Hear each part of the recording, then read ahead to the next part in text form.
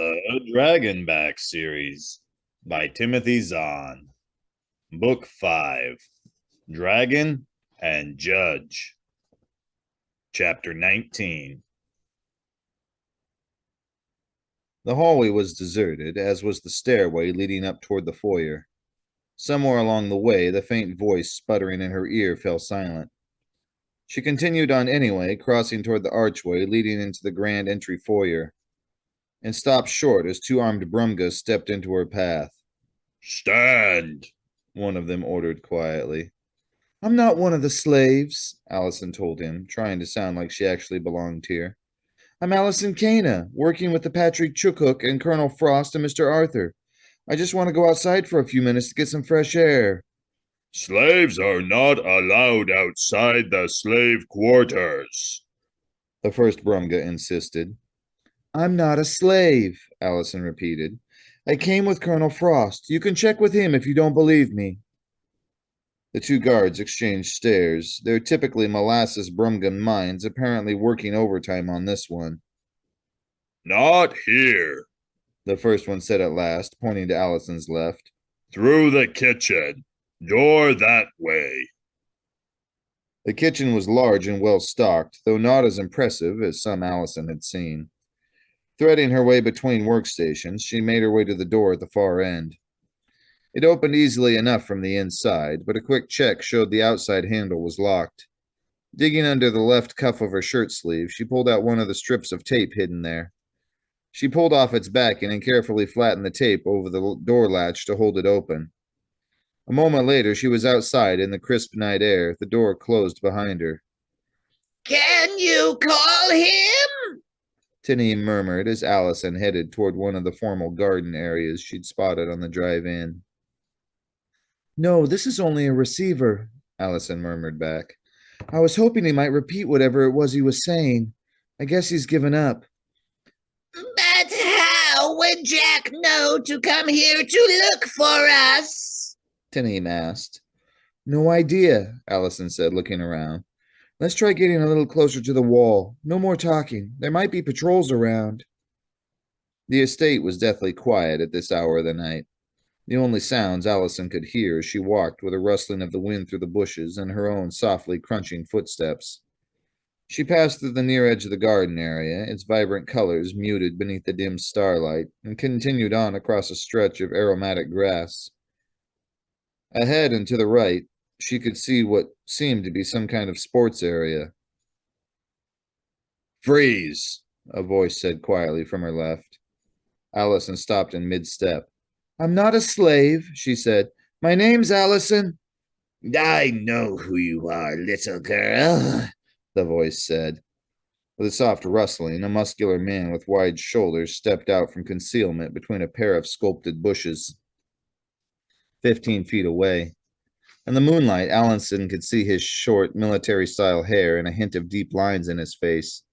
She had no trouble at all seeing the snub-nosed laser rifle pointed at her stomach. Oh, yes, I know who you are, the man repeated. My name's Gazin. Allison tensed. Jack's stories about Gazin flooding over her like a wave of Arctic water. Gazin was the Chukuk family's slave master, a vicious, brutal man who had made Jack's brief time here a living hell. I've heard of you, she managed. From Jack Morgan? Who?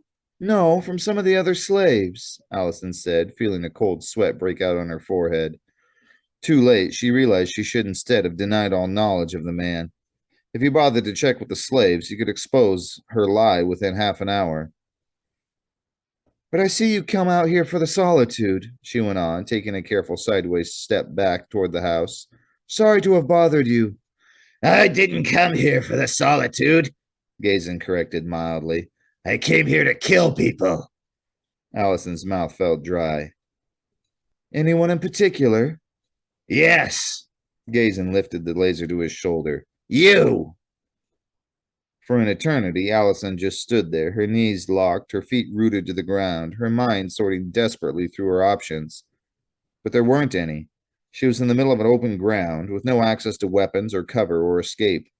Gazin's weapon was already up and aimed, and he was too far away for her to try jumping him. Her luck had finally run out. She was going to die. Or was she?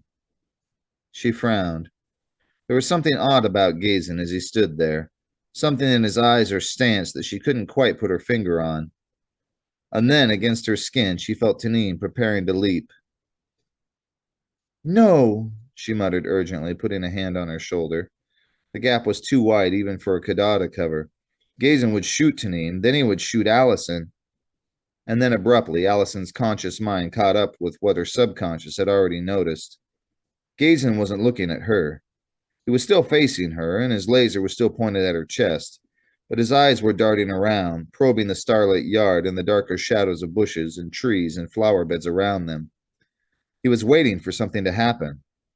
In fact, from the expression on his face, he was hoping for something to happen. But nothing did. Allison stood as still as she could, holding her hand against Tanim's head and praying that the Kada would stay put. And then, finally, Gazin lowered the muzzle of his weapon. So he really isn't here, he muttered, looking around openly now.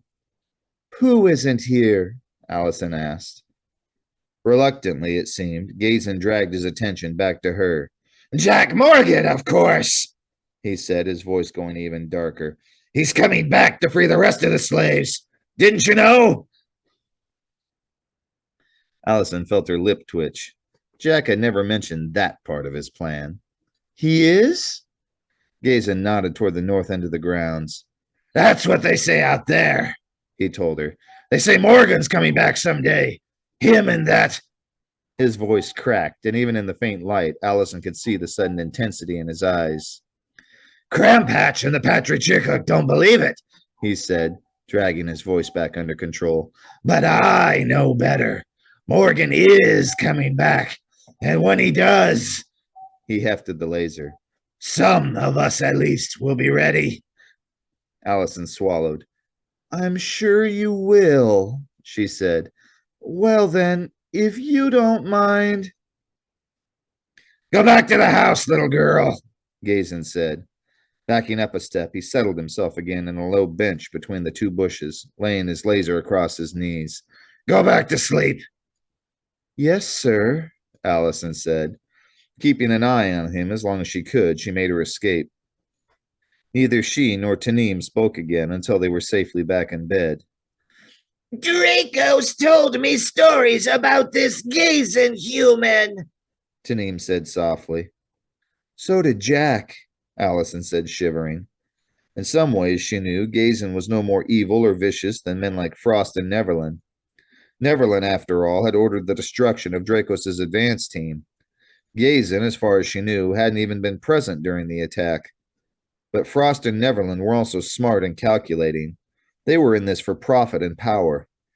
Men like that Allison could understand and could deal with. Gazin, in contrast, was just plain crazy. She could see it in his eyes and hear it in his voice. And she wasn't used to dealing with men like that. They scared her, right down to her core. Distantly, she wished Dracos were here. Is there anything I can do?